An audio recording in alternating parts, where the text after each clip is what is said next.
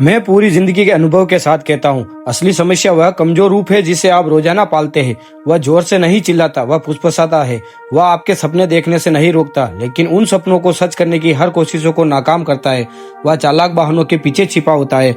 अभी समय सही नहीं है, मुझे तैयार महसूस करना है।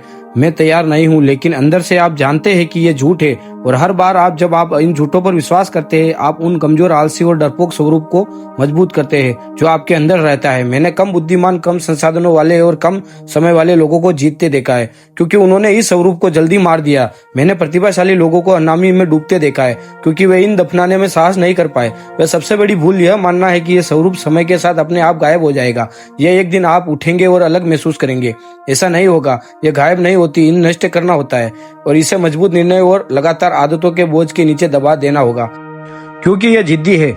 यह जब प्रकट होती है जब जीवन में आपसे ज्यादा मांगता है। क्या आपको वह दिन याद है जब सब कुछ गलत हो गया था? वह पल जब रास्ता कठिन था, थका देने वाला और अकेला लग रहा था। यह वही स्वरूप मजबूत होती है अगर आप उसे अनुमति देते हैं। यही वही जो कहती है बस करो। जब आपको आगे बढ़ना होता है तो कहती है बाद में। जब आपको तुरंत काम करना होता है तो कहती है किसी और को परवाह नहीं। जब आपकी जिंदगी दांव पर होती है तो सबसे बुरी बात यह है, राक्षस की तरह नहीं आती, बल्कि राहत की तरह या आराम का बहाना बन जाती है। और कोई लोग इसे गले लगाकर मर जाते हैं। कितनी बार आपने गलती के डर से काम करने को मना किया है? कितने मौके निकल गए क्योंकि आप शुरू करने के लिए आत्मविश्वास का इंतजार कर रहे थे।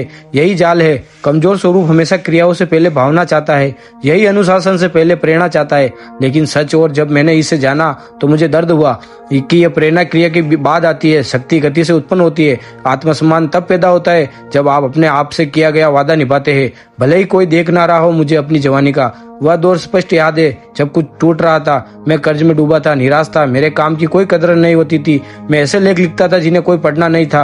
मैं अपने आप से एक वादे के बार बार तोड़ता था।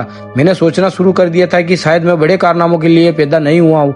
लेकिन एक शांत रात जब मैंने अपने आप को आईने में देख रहा था, मैंने एक से सवाल किया कि जब कुछ बदल दिया जाए तो कोई समस्या नहीं, क्या समस्या यही स्वरूप है जो हमेशा लड़ने से भागता रहता है? उस रात मैंने एक कागज पर वह सभी वाक्य लिखे जो मैं हार मानने के लिए इस्तेमाल करता था। मैं थक चुका हूँ, असफल होने से बेहतर कि प्रयास ना करूँ। शायद अगले सप्ताह और जब मैंने खत्म किया, मैंने उस कागज को इतनी ताकत से फाड़ दिया कि मेरे हाथ कांपने लगे।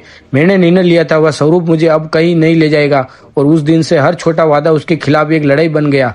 अगर मैं कहता था कि मैं जल्दी उठूंगा तो उठता था। अगर मैं पढ़ने का वादा करता था तो पढ़ता था, क्योंकि यह आसान नहीं था। लेकिन हर बार जब मैं निभाता गया तो मेरे अंदर के दुश्मन एक सीधे वार के समान था।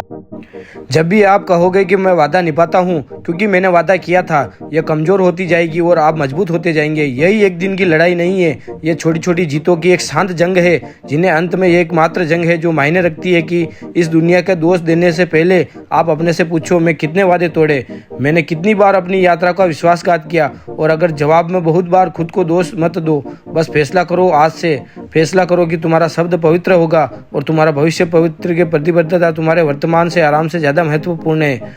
वीडियो कैसी लगी? अच्छी लगे तो लाइक एंड सब्सक्राइब जरूर कीजिए। धन्यवाद।